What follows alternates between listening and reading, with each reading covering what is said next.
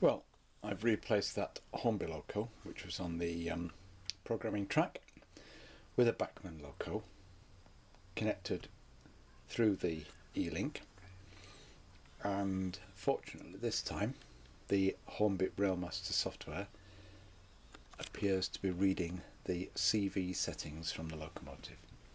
So it seems to be a function of these Hornby chips, unless you buy the super expensive Sapphire chip, I guess, or buy a locomotive that's fitted with one.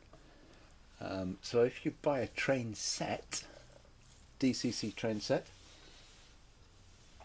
or most of the DCC locomotives which will be fitted with the lower cost chip, I presume you won't be able to read the CV settings.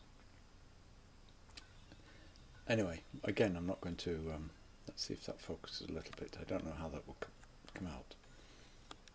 But look, that's working okay. It's repeating the maximum speed when it got it. I'm going to pause and let it see what manufacturer ID comes up. So here we are. Yes, of course, the eLink will quite happily read CV settings. It does take a while, but I think all of these softwares that do that will do. And the manufacturer ID is 150, and hopefully that will convert into Bachmann, because I believe this is a Bachmann locomotive. But I have been proved wrong in the past, and I could be proved wrong this time.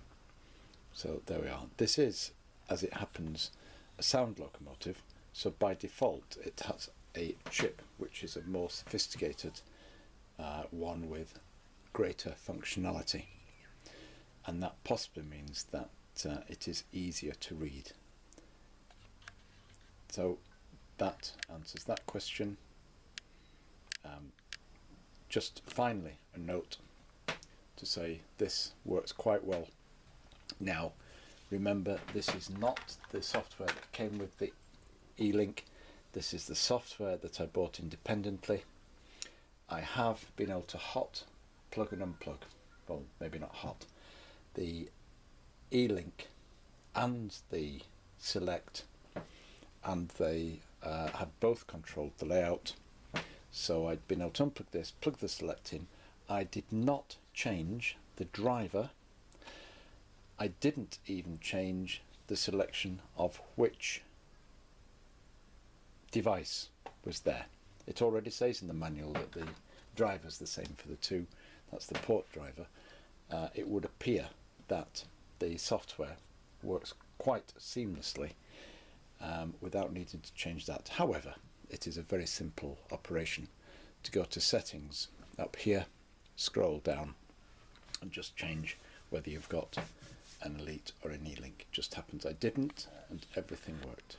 Thank you.